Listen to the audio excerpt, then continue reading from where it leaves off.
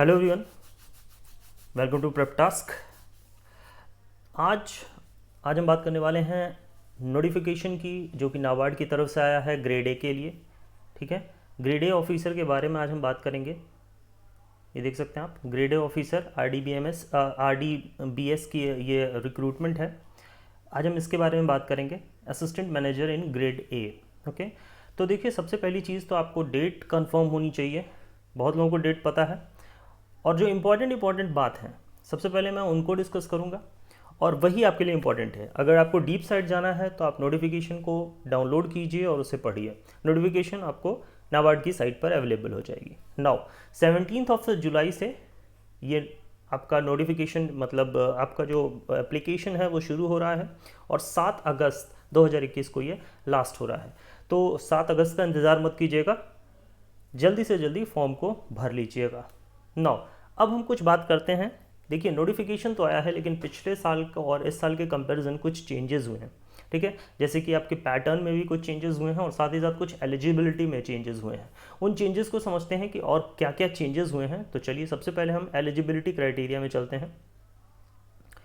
Now eligibility criteria की बात करें हम, तो ये रहा आपका एलिजिबिलिटी क्राइटेरिया।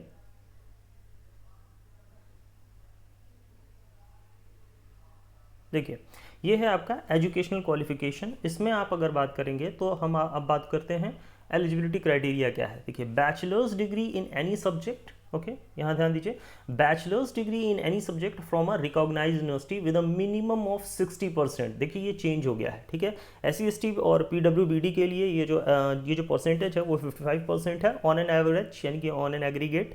अगर आपके 55% हैं SC ST और PWBD के, तो आप इसे अप्लाई कर सकते हैं। वरना अगर आप बैचलर्स डिग्री हैं, देन फिर आपके पास 60% होना चाहिए। पिछले साल ये 50% था, यानी कि 10% का चेंज यहाँ पर आपको देखने को मिल रहा है। और बात करें तो एक ऑप्शन आपके सामने रखा गया है कि अगर आप पोस्ट ग्रेजुएट की डिग्री है आपके पास, wait a minute, post graduate की डिग्री है अगर आपके पास, जैसे MBA या PGDM, तो विद अ मिनिमम ऑफ 55%, यानी कि अगर आपके पास पोस्ट ग्रेजुएट की डिग्री है तो आप 55% पे भी इस फॉर्म को भर सकते हैं। और अगर SC ST के पास पोस्ट ग्रेजुएट की डिग्री है तो वो 50% पर भी इस फॉर्म को फिलअप कर सकते हैं। नाउ, एक ये थोड़ी बहुत बात हो गई। अच्छा, अब इसके बाद जो इम्पॉर्टेंट चीज़ है, सबसे इम्पॉर्टेंट आपके लिए जो पार्ट है, उसको हम डिस्कस कर लेते हैं। वो है आपका पैटर्न का। ठीक है, सिलेबस और पैटर्न की बात हम करेंगे। देखिए, सिलेबस में तो कुछ चेंज नहीं हुआ है, ठीक है, लेकिन आपका पैटर्न में काफ़ी चेंजेस हुए हैं, उनको हम समझेंगे। ये एज क्राइटेरिया है आपका 21 से लेकर के 30 ईयर ऑफ द एज के जो स्टूडेंट्स हैं, जो एस्पिरेंट्स हैं, जो नाबार्ड का फॉर्म भरना चाहते हैं, वो डेफिनेटली भर सकते हैं, लेकिन एबव 30 ईयर्स के नहीं भर पाएंगे। ओके, अच्छा, अब हम बात करते हैं आपसे पैटर्न की। ओके, देखिए, ये है आपका पैटर्न। इसमें क्या क्या चेंजेस हुए हैं ये थोड़ा समझ लेते हैं। देखिए, पहला टेस्ट ऑफ रीजनिंग है, जिसके 20 क्वेश्चंस आएंगे 20 मार्क्स के। इंग्लिश का क्वेश्चन है, यानी कि इंग्लिश लैंग्वेज के क्वेश्चंस होंगे, 30 क्वेश्चंस होंगे 30 मार्क्स के। यहाँ पर चेंजेस हुए हैं। पहले अभी तक जो क्वेश्चंस आ रहे थे इंग्लिश लैंग्वेज के, वो 40 क्वेश्चंस आ रहे थे 40 मार्क्स के। नाउ अब ये चेंज होकर के 30 क्वेश्चंस कर दिए गए हैं 30 मार्क्स के। ओके, आगे देखिए, कंप्यूटर नॉलेज होने वाला है, 20 क्वेश्चंस होंगे 20 मार्क्स के, ये एज इट इज़ जैसे पहले था वैसे ही है। क्वांटिटेटिव एप्टीट्यूड होने वाला है 20 क्वेश्चंस 20 मार्क्स के, ये भी सेम है। डिसीजन मेकिंग, ये एक सब्जेक्ट आपका एडिशनल ऐड हो गया है इसमें। ओके, डिसीजन मेकिंग, देखिए इसमें क्या है, नंबर ऑफ क्वेश्चंस 10 है, और मैक्सिमम मार्क्स आपके इस पर 10 है। Okay, general awareness as it is जैसा पहले था, ओके, वैसा ही है। तो ये 20 क्वेश्चंस हैं 20 मार्क्स के। Eco and social, economic and social issues, okay, ये आपका जो है वो 40 क्वेश्चंस हैं, ये 40 मार्क्स के हैं, ये भी एज इट इज़ जैसा पहले ही था वैसा है। अच्छा, और फिर agriculture and rural development with emphasis on rural India, ये भी आपके 40 क्वेश्चंस हैं 40 मार्क्स के। ठीक है, तो ये सारे क्वेश्चंस तो सेम हैं, बस आपके चेंज क्या हुआ है, इंग्लिश लैंग्वेज के जो 40 क्वेश्चंस थे अब वो 30 कर दिए गए हैं, और उसके साथ एक एडिशनल आपको कहें तो सब्जेक्ट जोड़ दिया गया है जो डिसीजन मेकिंग है, जो कि 10 क्वेश्चन का 10 मार्क्स का आएगा। अच्छा, बिल्कुल पेन नहीं लेना है, डिसीजन मेकिंग के लिए बहुत परेशान नहीं होना है। डिसीजन मेकिंग बहुत सिंपल है, और अगर जिनको इंग्लिश में प्रॉब्लम होती थी, इंग्लिश लैंग्वेज में प्रॉब्लम होती थी, उनके लिए एक ये मेरिट पॉइंट है, ये बोला जाएगा उल्टा। तो फिर दूसरी चीज़, वर्जन की बात करें तो दोनों बाइलिंगुअल लैंग्वेज में ये अवेलेबल होगा। आपका जो टेस्ट होगा वो अब इंग्लिश टेस्ट के अलावा। नाउ टोटल इसके लिए आपको 120 मिनट मिलेंगे, ठीक है। आगे चलते हैं, अब देखते हैं कुछ इंपॉर्टेंट और पॉइंट्स क्या क्या हैं। देखिए, ये जो रीजनिंग, इंग्लिश लैंग्वेज और कंप्यूटर नॉलेज और साथ साथ कंप्यूटर एप्टीट्यूड और इसी के साथ डिसीजन मेकिंग, ये जितने सब्जेक्ट हैं ये क्वालिफाइंग सेक्शन के होंगे। ओके, इंपॉर्टेंट पॉइंट है, ध्यान से सुनिएगा इसको, क्वालिफाइंग सेक्शन के होंगे, ठीक है। और इसके बाद आता है मेरिट सेक्शन का। मेरिट सेक्शन कौन सा होगा? General awareness, economic and social issues और एग्रीकल्चर एंड रूरल डेवलपमेंट, ठीक है। ये तीन जो होंगे ये आपके मेरिट सेक्शन होंगे। कहने का क्या मतलब है? देखिए, जो शॉर्ट लिस्टिंग होगी कैंडिडेट्स की वो मेरिट सेक्शन से होगी, यानी कि इसमें आपको इस वाले एरिया में आपको सिर्फ और सिर्फ क्वालिफाई करना है। उसके बाद जो आपका वो नंबर होगा वो नहीं जोड़ा जाएगा, ठीक है। और दूसरा, इसमें आपको मेरिट लाना है, यानी कि इसमें आपको नंबर लाने हैं, एफर्ट आपको इसमें ज़्यादा करना है, ठीक है।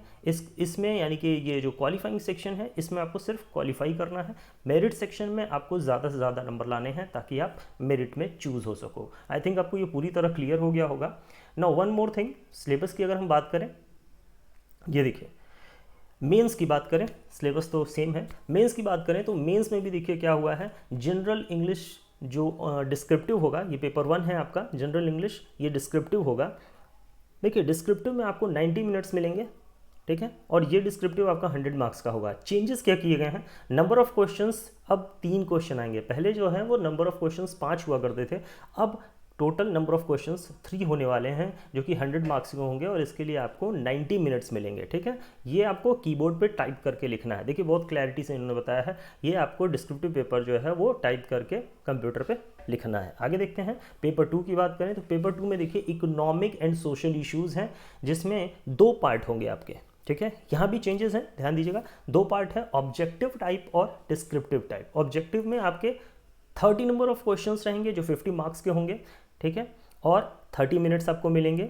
डिस्क्रिप्टिव में आपके टोटली देखिए बहुत अच्छा किया है, इन्होंने क्लियरली मेंशन किया है कि 6 क्वेश्चंस होंगे डिस्क्रिप्टिव में और ये भी 50 मार्क्स के होंगे। यानी कि आप कह सकते हैं कि ऑब्जेक्टिव और डिस्क्रिप्टिव दोनों जो है वो 50-50 मार्क्स के होंगे, लेकिन ऑब्जेक्टिव के लिए आपको 30 मिनट्स मिलेंगे और डिस्क्रिप्टिव के लिए आपको 90 मिनट्स मिलेंगे।